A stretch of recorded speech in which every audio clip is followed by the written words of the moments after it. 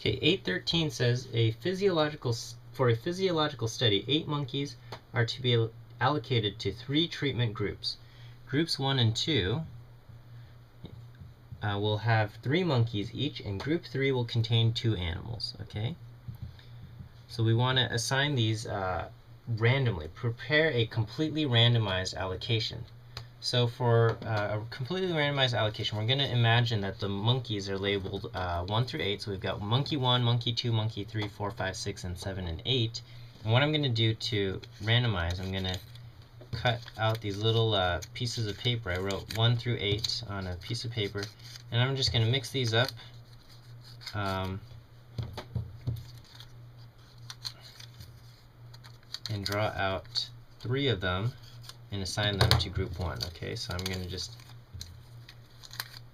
put these into my hands and just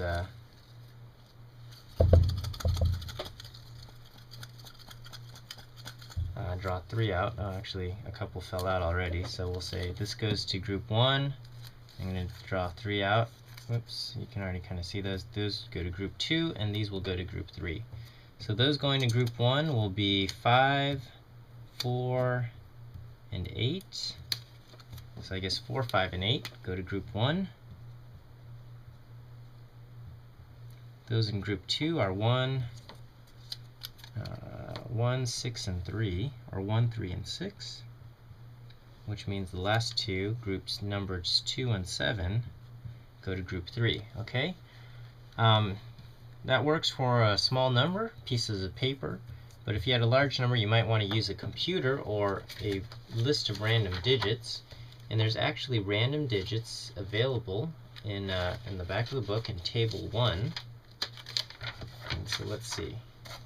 So I'm not sure if you can see this, but we can just pick a random starting point. It doesn't even really matter. But let's say I choose the 6th row. Okay, and so the numbers listed in the 6th row for the random digits, so this is row 6, those go 7, 2, 5, 4, 8, then 8, 0, 6, 6, 7, and then 5, 3, 8, 9, 3. Okay, so that may or may not be enough digits, but the way this works is the first 3, so 7, 2, 5, will go to group 1. So this is monkey. These 3 monkeys go to group 1. Then 4, 8, okay. We see 8 again, so we ignore it. We see 0 is not one of our monkeys, but monkey number 6 goes to group 2. Okay, so 4, 8, and 6. Alright, and then so really the last 2 monkeys will be the ones that we haven't seen. So in this case, that would be monkeys 1 and 3. Group 3 will have monkeys 1 and 3. Okay, so that way we have accounted for 1, 2, 3, 4, 5, 6, 7, and 8.